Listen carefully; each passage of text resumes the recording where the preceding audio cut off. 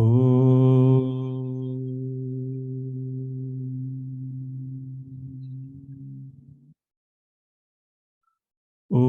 Sahana Vavatu Sahanau Bhunaktu Sahaviryam Karavavahai Tejasvinavadhitamastu ma vidvishavahai.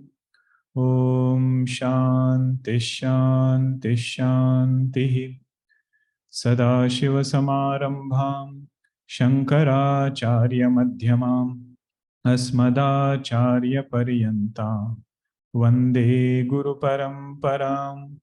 Ramo Rajamani Sada Vijayate Ramam Ramesham Bhaje Ramena Vihata Nishacharachamu Ramaya Tasmai Namaha.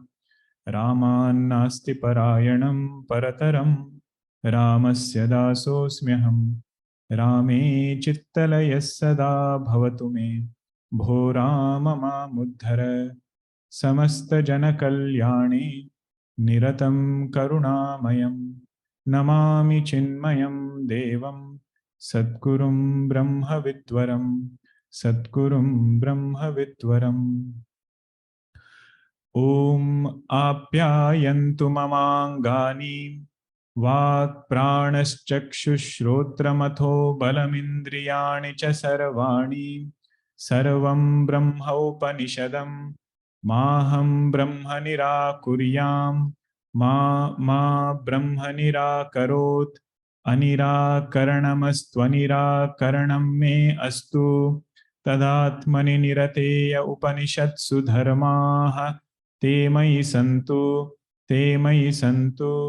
Om Shanti Shanti Shanti.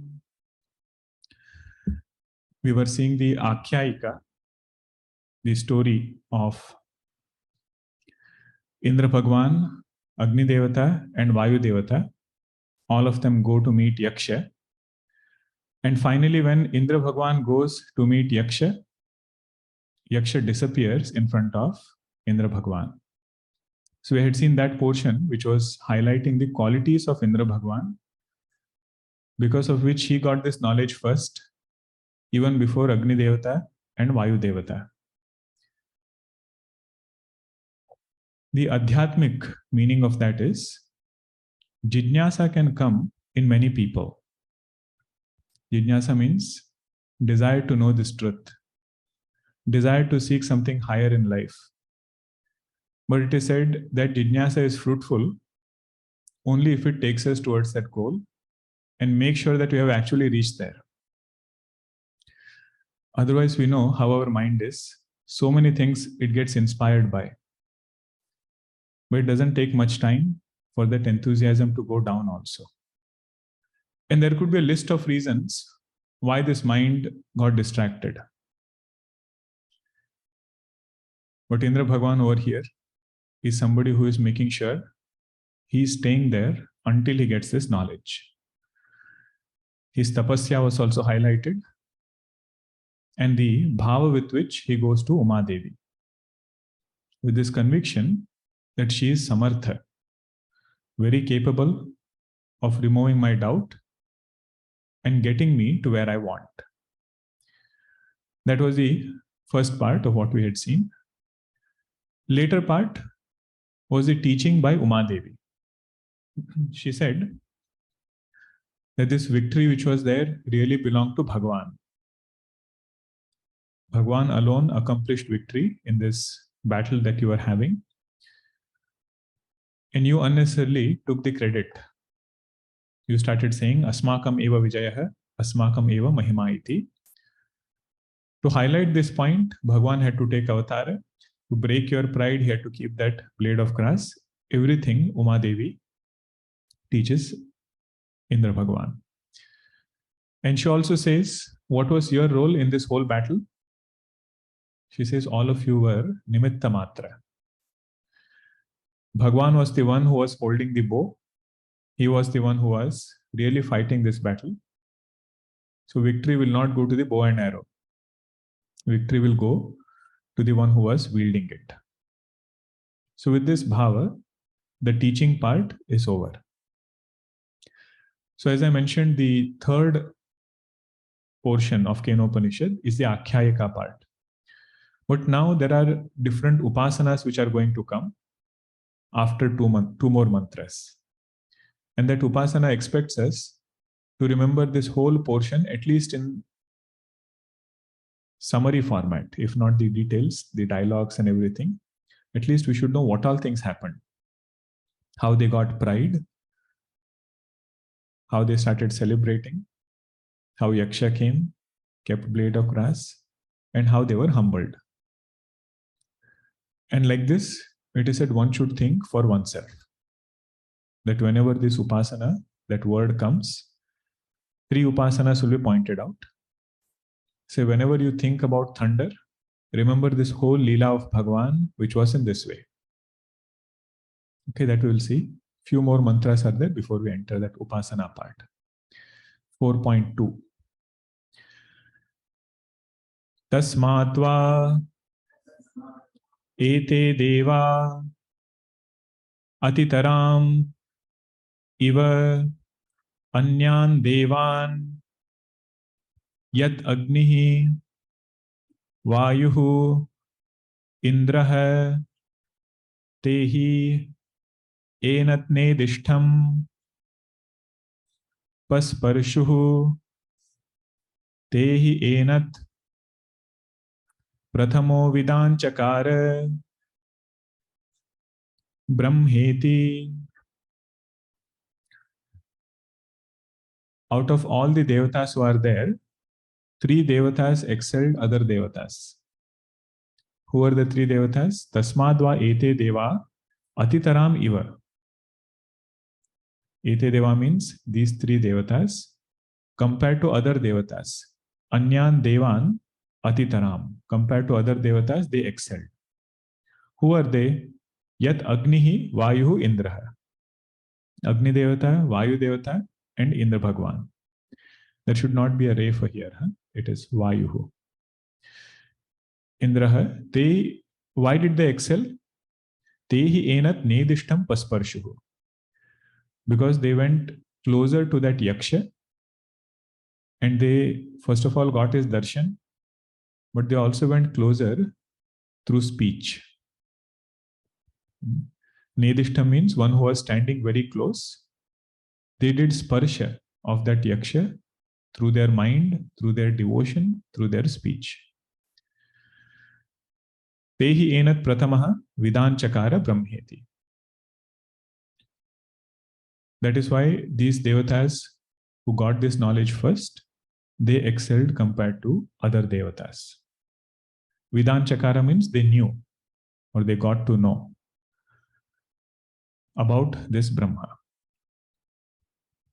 Means what it is saying here is darshan of the Lord, turning the mind towards the Lord, brings lot of great results. In Hanuman Chalisa we chant Shri Guru Charana Saroja Raja Nijamanu Mukura Sudhari, then Baranau Raghubara Bimala Jasu Jo Dayaku Phalachari. What it means is, if one is able to turn the mind sincerely towards Hanumanji, it is so powerful, it can bring all four results in our life. What we are ultimately seeking is moksha. But even if somebody wants artha, that same altar is capable of giving everything. We don't have to seek different purusharthas in different places. This same line, Nachiketa also tells Yamacharya. When he's saying, take lot of wealth, take lot of land, elephants. He says, Navittena tarpaniyo manushya. My keen observation in this world is, no matter how much wealth a person gets, this thought never comes that this is enough. Na vittena tarpaniyo manushya. But later part he says, Lapsya mahe vitta madrakshma chetva. Nachiketa is telling, O Yamacharya, all this wealth you are promising, that I am going to get anyway. Lapsya mahe vittam. Adrakshma Chetva. Because I have seen you, all this prosperity which is there, it is bound to happen. So why should I seek it as one of my boons? I have only 3 boons, right? Why should I waste one boon in seeking for artha? That is this part, that whatever Aishwarya is there, we are seeking, through Bhagavad Bhakti, everything is accomplished. Accomplished in such a way that it will lead us towards mukti. There is bhakti. With that, if we do bhukti, that leads to mukti. Bhakti means with devotion, even seeking worldly pursuit, that will lead towards moksha. Of course, there are other factors also. Pratipaksha bhavana has to be constantly enforced. Satsang should constantly happen to make sure that I'm not getting caught up in that thing. Bhashya is very simple. Yasmat Agni Vayu Indra Ete Deva Brahmanah Samvada Darshana Dina Samipyam Upagataha Tasmat Swaihi Gunaihi Atitaram Iva Shakti Gunadi Mahabhagyaihi Anyan Devan Atitaram Atisherate Iva Ete Devaha Iva Shabdaha Anarthakaha Avadharanarthova. Yasmat, since Agni, Vayu and Indra Devata, Ete Devaha, these Devatas, Brahmanaha Samvada Darshanadina, Samipyam Upagataha. See here the meaning of the word Samipyam is not only physical proximity. They went and had Samvada. Through their speech, they came close to that Yaksha. Means after Yaksha told them, burn this blade of grass, and they were unable to burn, they very quietly came back. Means even though they came back, they had this reverence towards Yaksha. That is the closeness through speech. That is the closeness through devotion. Tasmat Swaihi Gunaihi. Through their own gunas, Atitaram Iva, they excelled. What did they get? We have heard the word Bhagya. Same word is used here, Mahabhagyehi. They got lot of good fortune. What was that good fortune? Shakti Gunadi. They got strength, they got values. Guna means all different values which are there, and Shakti means lot of strength. Means these devatas, whichever situation comes in front of them, they never feel overpowered by that situation. That is the meaning of strength. Physical strength they already have. Yaksha doesn't have to give them additional physical strength. The strength they're talking about is the inner strength, Shakti. But that strength, if it is without guna, Bhagavan has to do another lila again to bring us down, to make us grounded. But if Shakti is there with guna, that is the best combination. That is what these devatas had. Mahabhagyehi Anyan Devan Atitaram Atisherate. Atisherate, Sherate here means Vartate. Otherwise, Shing Dhatu means to sleep. Shing Sopne. So one Dhatu can have multiple meanings. So here it doesn't mean all their good qualities, they excelled and went to sleep.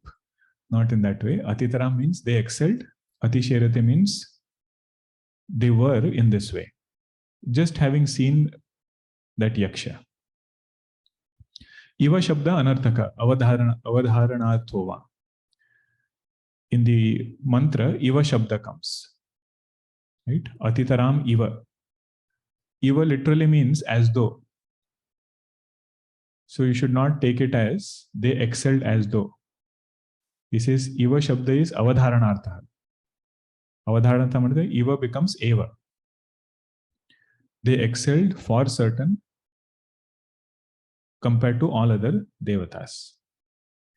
Okay, so Bhagavan is pointing out in Upanishad sometimes Iva also has to be taken as Eva. Not where we want to take. He will point it out. That is why Bhashya becomes so important. Which word to interpret in which way? In what context? Maharaji would say, whatever you want to think about a mantra, think about it before you read Bhashya. Because the final word on Upanishad mantra is Shankar Bhashya. After something has been said in Shankar Bhashya, you cannot go here and there. Means you cannot again try to say, okay, what could possibly be the meaning of Iva? The Bhagavan has said here, Iva Shabda Anarthaka. It is not a meaningful word. Some words are used which don't have specific meaning. Either you take it as Anarthaka or you take it as Avadharanartha. Means Iva should be Eva only. Means the whole purpose of studying with Bhashya is when we do chanting, right? When we do Parayanam of that Upanishad mantra, at least some key ideas should strike. That is the whole point, and it's a great joy. Bhashya is not to get overwhelmed. That there is so much of Bhashya. We have been seeing this is the 44th class. Kenopanishad has only few mantras. But the whole point is, again, when we start with Keneshitam Padati Preshitam Manaha, the whole Sambandha Bhashya should come. Who is the student who will have such a question? Keneshitam Padati Preshitam Manaha. That is the whole point. So Agni Devata, Vayu Devata and Indra Bhagavan, they went closer to Yaksha through their speech and excelled in good qualities. See, for children, we say it in a simple way, right? You just do your prayers, Bhagavan will give you strength, and he will make you a sweeter person. You see, Pramana is from here. Pramana is from here. Yat Agnihi, Vayuhu, Indraha, Tehi Deva, Yasmat Enat Brahma, Nedishtham, Antikatamam, Priyatamam, Pasparshuhu, Sprushtavantaha, Yathoktaihi Brahmanaha, Samvadadi Prakaraihi,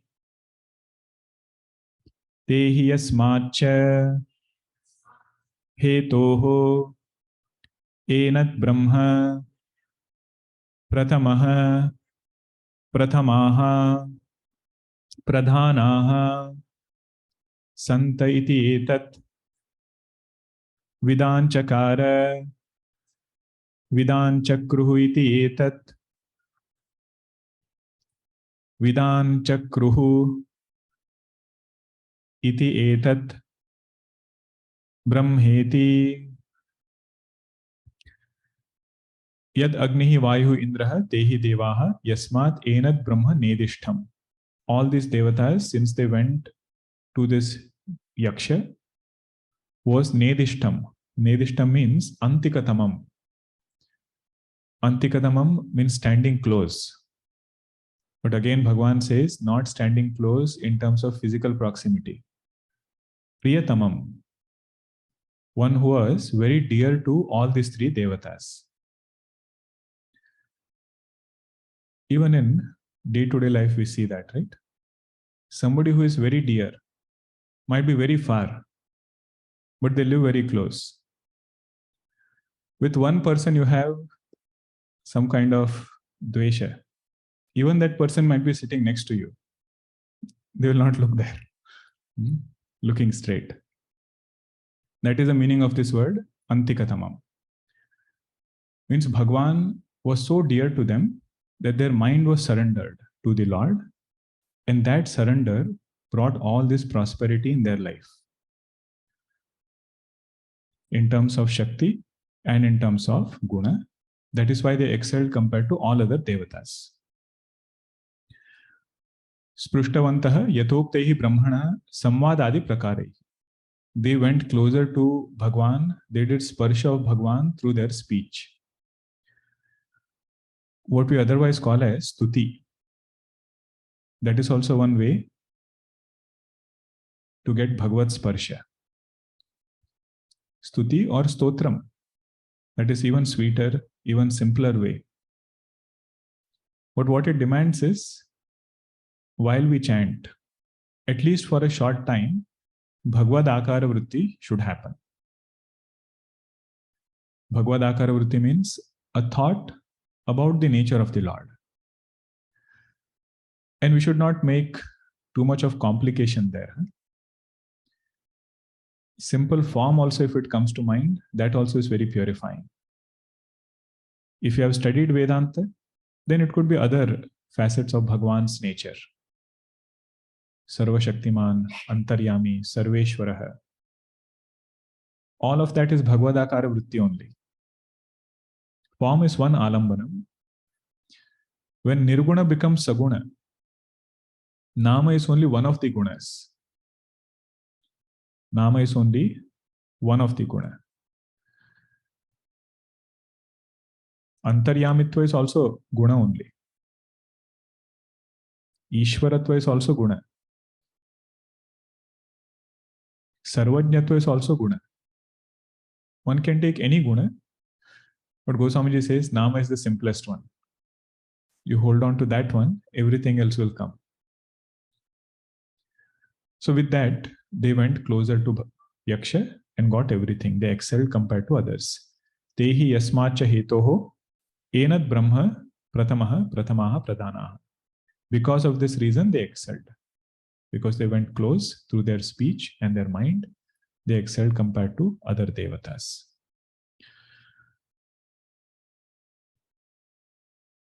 Now, see this last line, right?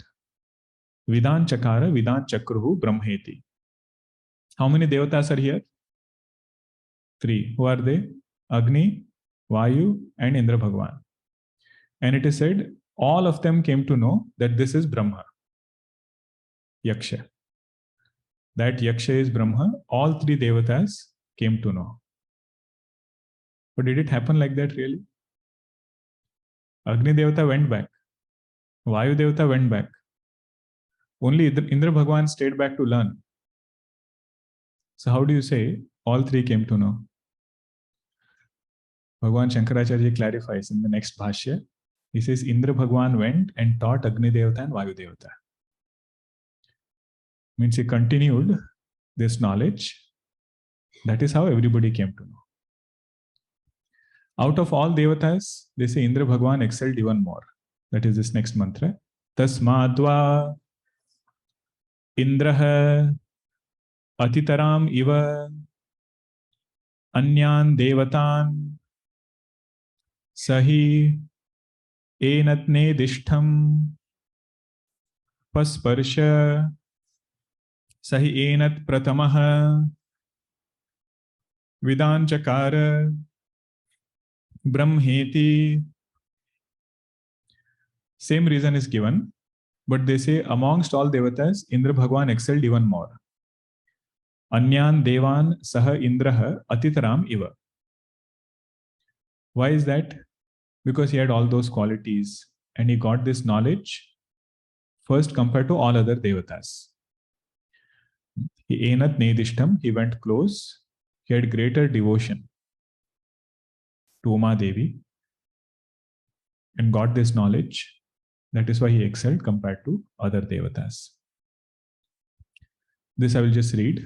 Yasmad Agni Vayu api Indra Vakyat eva Vidan Chakratuhu. See, here Bhagavan clarifies. Yasmat, how did Agni Devata and Vayu Devata know? Yasmat Agni Vayu api Indra Vakyat eva Vidan Chakrahu. They learned from Indra Bhagavan. That is how they got this knowledge. Indrena hi Uma Vakyat Prathamam Shrutam Brahmeti. Indra Bhagavan was the first student who learned from Uma Devi with all the qualities, qualifications needed for a fit student of Vedanta. Tasmad vai Indraha atitaram atishete iva.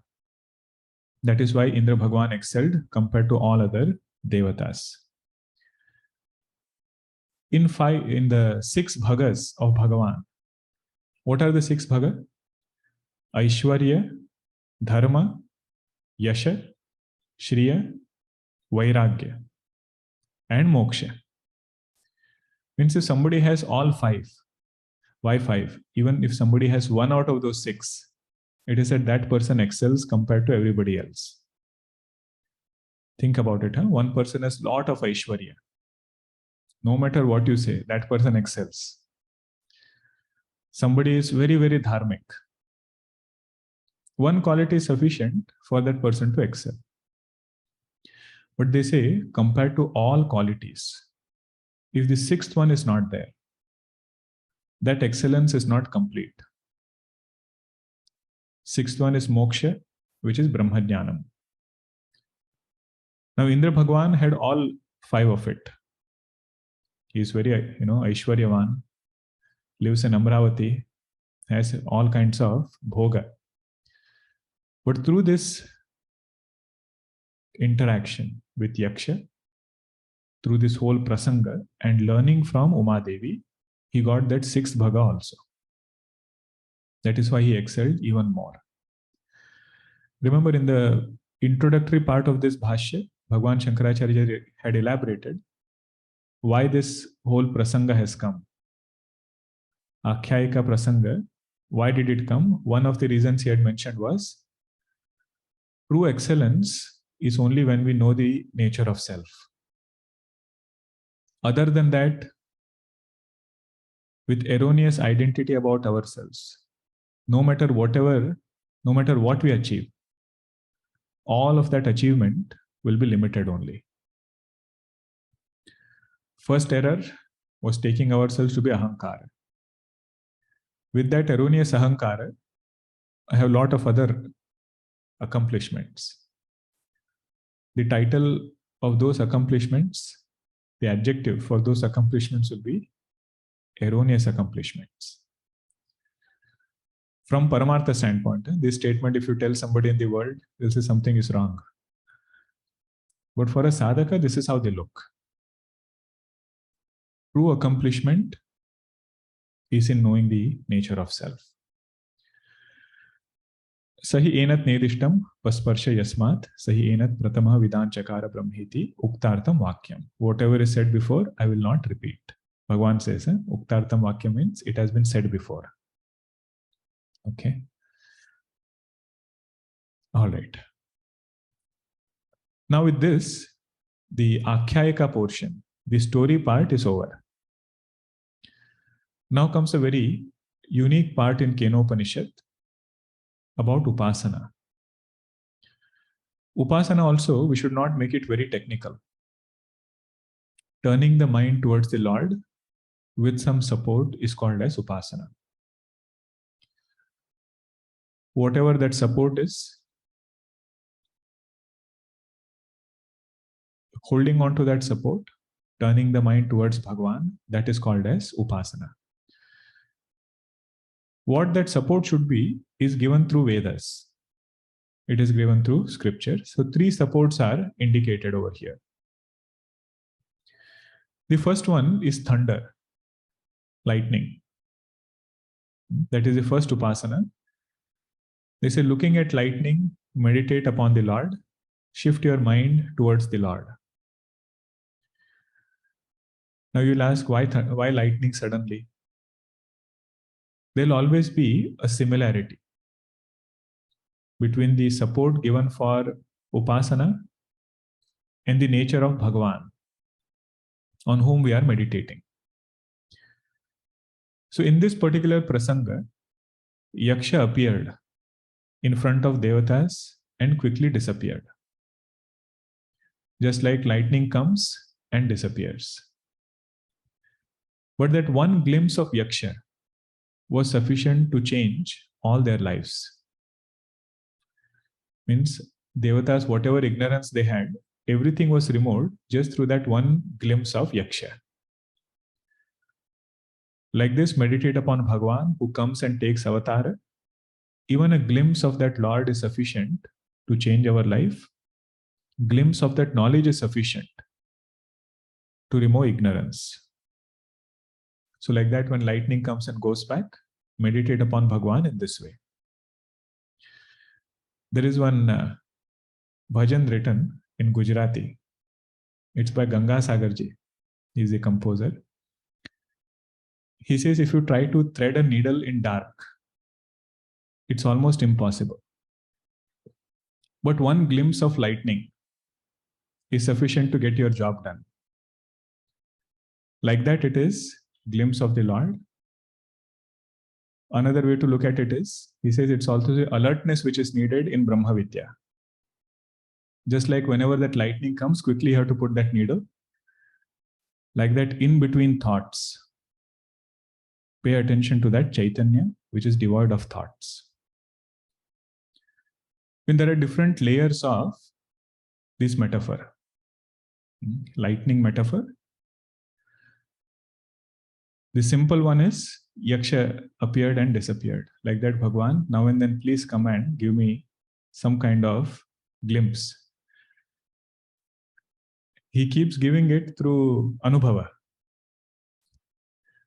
through different experiences. All of that is glimpse of Bhagavan only. When things happen the way we want, when things don't happen the way we want. Both of it is his glimpse. He says, Bhagavan, now and then, please come and keep giving me your darshan. That is the first metaphor of lightning. Now somebody says lightning happens once in a while. I should wait until that lightning happens to meditate upon the Lord. He says, no, I'll give you another simpler one. Blinking of an eye, blinking of eyelids. That is the second support to turn attention towards the Lord. What is the metaphor here? What is the similarity?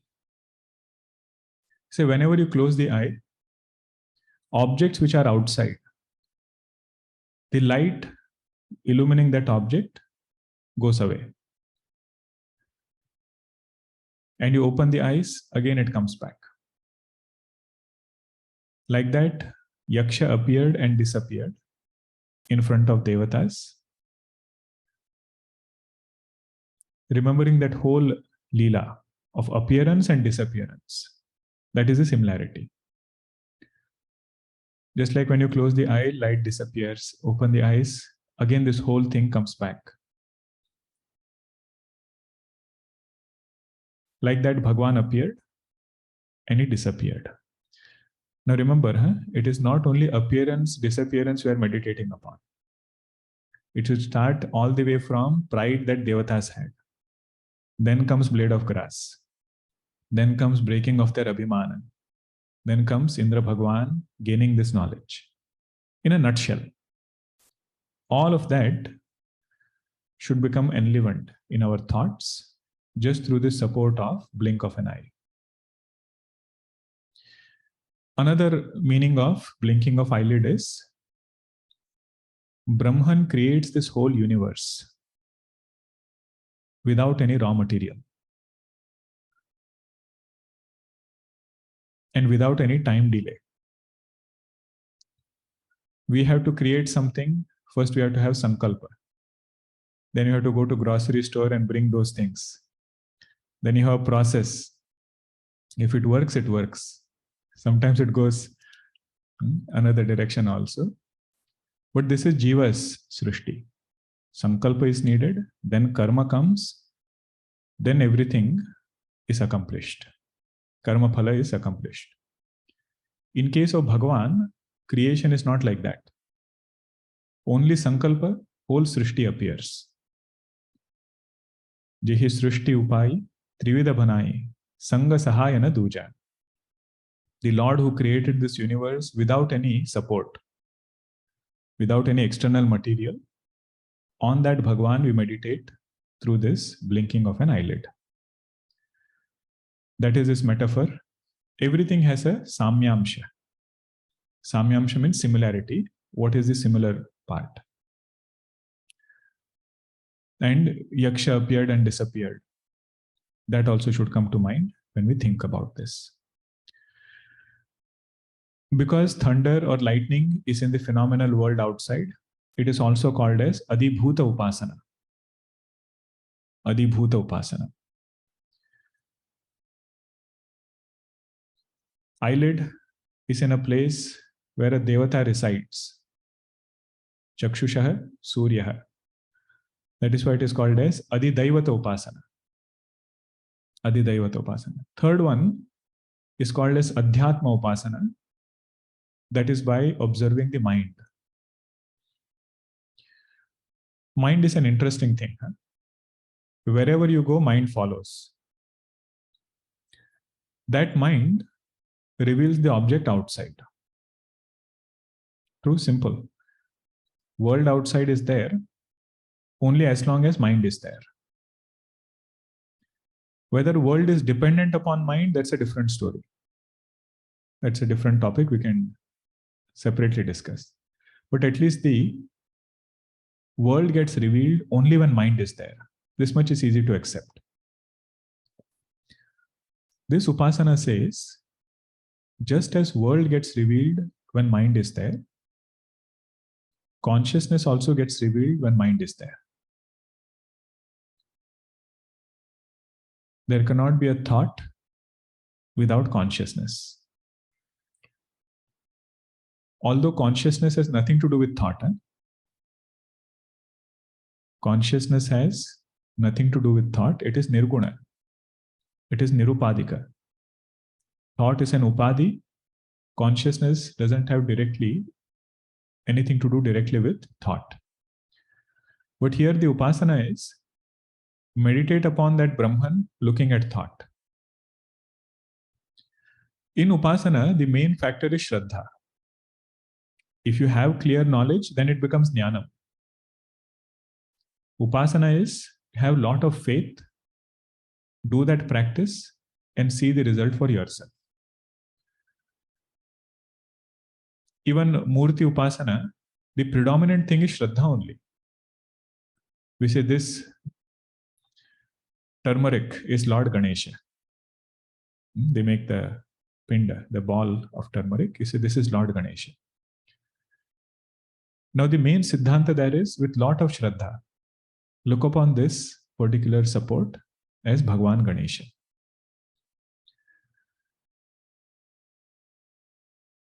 Knowing the nature of Bhagavan Ganesha, that is a part of Jnanam. That Bhagavan Ganesha is essentially of the nature of Chaitanya. And this particular Alambanam is also Chaitanya. So that will be part of Jnanam. But Upasana is a sweeter one, a simpler one. Say whatever is said, try to do it that way. Look at thunder, remember the Lord. Blinking of eyelid happens all the time, but happens in such an unknown way. We don't even notice it. Like that, Bhagavan is creating this world. On that Bhagavan, shift your attention. Mind can reveal objects, but it can also reveal the illuminator. The presence of an illuminator, meditate upon that Chaitanya in this way.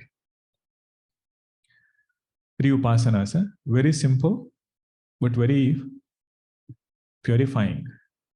I feel even thinking about these upasanas is very purifying. Whether we are able to do it or not depends upon our sadhana chatushtaya. Nobody can stop us from doing these upasanas except our mind. So our goal is to understand it to our best ability and try to benefit from these upasanas. Tasya esha adeshaha yat etad vidyutaha vyadyutada iti it nyamimishada iti adhidaivatam. Whenever you see a 3, it means it's a Plutaswara. Plutaswara means it has to be chanted for 3 durations that you would have chanted a regular swara. 3 times. Okay. We'll chant it again. Tasya esha adeshaha yat etat vidyuto vyadyutada iti it nyamimishada iti adhidaivatam. Only three swaras. It is not alapa. Vyadyutada. In your book, what does it say? Iti nyamimishada. Is it a grammatical mistake there? Printing mistake? That's how we feel about many Sanskritam mantras, Oh, iti is rasva. If it is dirgha, means some printing mistake must be there. One thing we should take for granted, if we think it's a printing mistake, it is definitely not a printing mistake. The thing is, iti it nyami mishada. So this e and e becomes dirgha. Which sandhi is this? Savarna dirgha sandhi. It and nyami mishada, this ta becomes na. And this is which sandhi? Anunasika sandhi. Yaronunasika, anunasikova. Ta, if it is followed by a nasal, ta takes the nasal of that form. Okay. Tasya esha adesha. Tasya, of the same Bhagavan, Saguna Brahma, who is being discussed so far. This is the Adesha. Adesha means clear instruction on how to turn the mind towards that Lord. Adesha means that. Yat etad vidyutaha. Just like this lightning is there. Vyadyutada. The light of that lightning.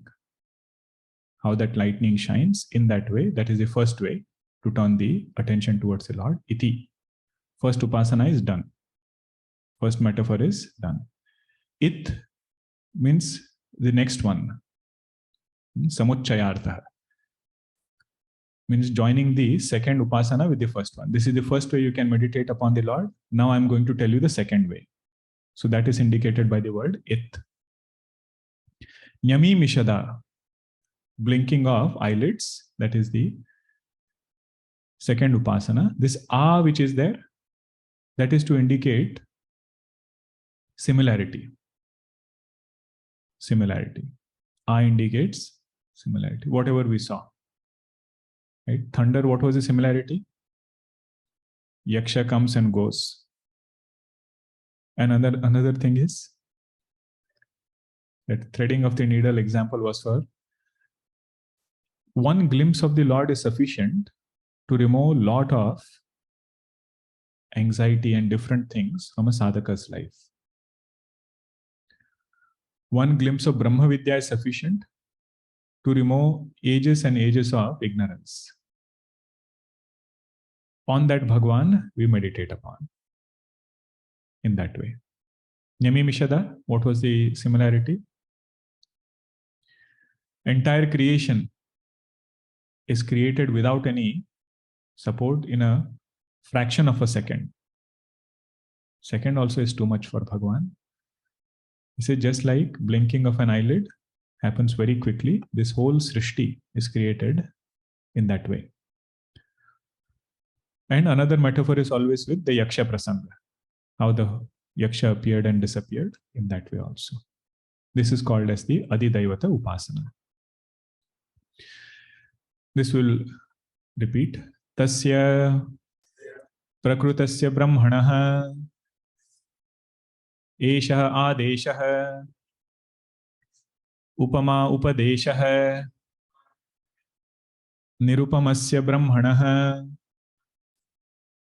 yena upamanena upadeshaha soyam adeshaha ityuchyate kim tat yat etat prasiddham loke vidyutah vyadyutat विद्योतनं कृतवत् इति एतद् अनुपपन्नम् इति विद्युतो विद्योतनम् इति कल्प्यते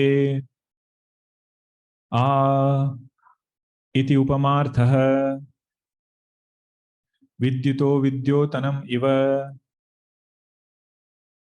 इत्यर्थः यथा सकृत् विद्युतम् इति श्रुत्यन्तरे च दर्शनात्.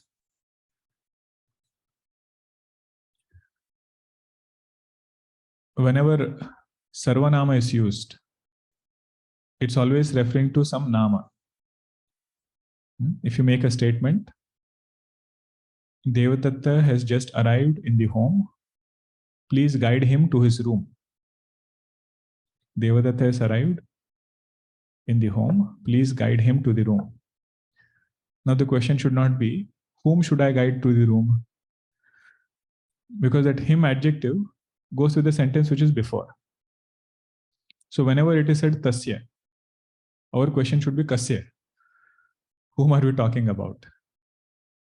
This is tasya prakrutah brahmana. The topic of Saguna Brahma is going on. That same Brahman. Of that Brahman, this is the Adesha. If you are unable to turn the mind or think about Brahman, they say take support of this alambanam, or take these supports. Using these supports, turn the mind towards the Lord. Upama Upadesha.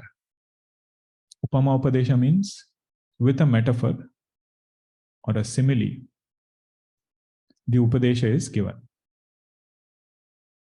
Clear instruction on how to turn the mind towards the Lord.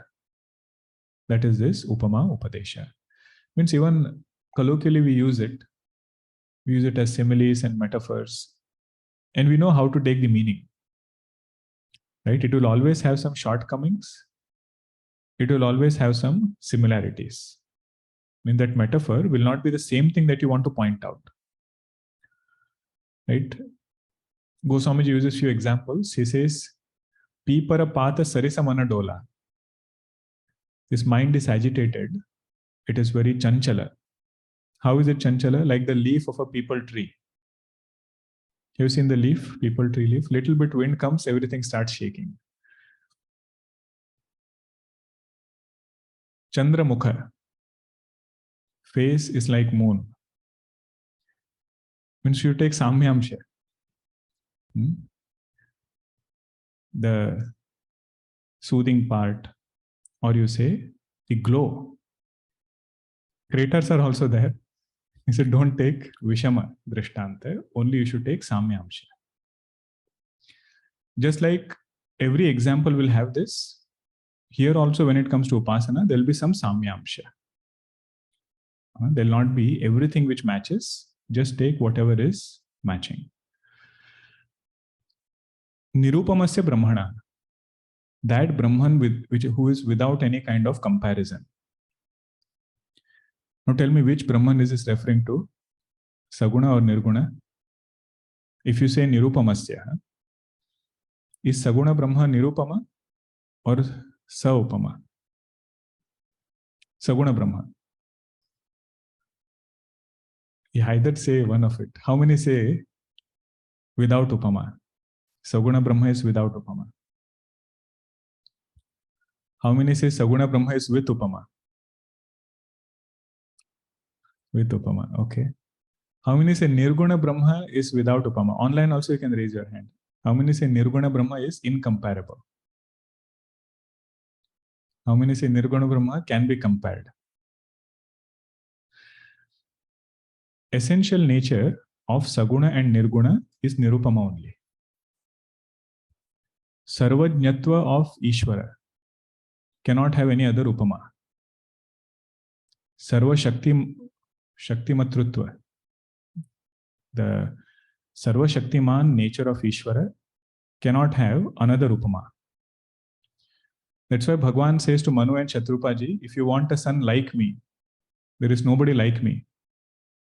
I will have to come myself as your son. Nirguna Brahma is always Nirupadika. There is no Upadi, only what Upama can we give. So when it is said Upama over here, what it means is, even though it is Nirupadika, even though it is without any Upama, still this Upama is given for us to turn the mind towards that truth. That's why Bhagavan clarifies, Nirupamasya Brahmana, means Saguna Brahma is also Nirupama. Nirguna Brahma, of course, is Nirupadika and Nirupama. Yena upamanena upadeshaha soyam adesha iti uchyate. Through that metaphor, this adesha is given to meditate upon that Lord. Kim tat, what is that metaphor? What is that upadesha? Yad etat prasiddham loke, whatever is very well known as vidyutah vyadyutat, vidyotanam krutavat, means lightning illumined the sky. Just as this thing is very well known, looking at that lightning, we can meditate upon that Lord. But Bhagavan Shankaracharya feels adding this action part is not very appropriate. If you say lightning illumined the sky, it looks as though there is some action involved. So he clarifies here, Vidyotanam krutavat iti etat anupapannam. Brahman illumines this world, putting that illumination in the category of an action. He says, don't do that. Means don't take the wrong or erroneous part of that metaphor. Just like that soothing nature of moon and crater, don't take the wrong metaphor. He says here also, don't take the illumination part as some literal illumination.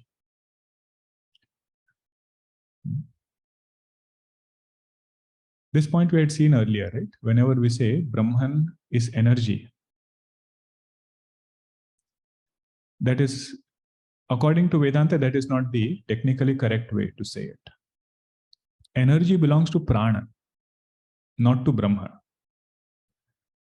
Brahman Swarupa is knowledge, just like Swarupa or the nature of fire is heat. So there is a difference between Swarupa and Kriya. That part Bhagavan is clarifying over here. This illumining is not an action in Brahman. Nature of Brahman is knowledge. So pay attention to that part, he says. A iti upamartaha, that a which is there, that is to give the simile part. Just like lightning is there in Adhibhoota, like that Yaksha appeared and he came and he disappeared. All that metaphor part which is there, similarity part which is there, that is indicated by a.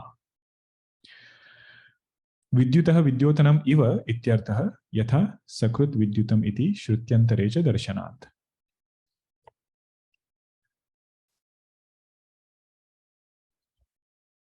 The illumining of lightning. This also has been said in other places. How does this Brahman appear? He says just like that, lightning appears. So he's saying this interpretation of this metaphor is not only in Kenopanishad. In Brihadaranyaka also, the same part comes. This particular mantra is very interesting in Brihadaranyaka. All different metaphors are given for mind. Now, one example, it's in a different context though. We don't need to go into that example. It is that mind is like a cloth dipped in turmeric. Means it takes impressions just like that. And then another example is given of the wool of a sheep, which is gray in color. All Upanishadic examples are like that. Example will be given. Then you have to think, why is it given in this way? What is the context with the previous mantra, next mantra, and so on. But I hope the main part of this Upasana is clear. What are they trying to indicate over here? Using this support, remembering that whole Leela, whatever happened to Devatas. That is the main part. Don't get carried away by any other thing. More will continue in the next session. Om Purnamadah Purnamidam Purnat Purnamudachyate Purnasya Purnamadaya Purnameva Vashishyate. Om Shanti Shanti Shanti. Harihi Om Shri Gurubhyo Namaha. Harihi Om.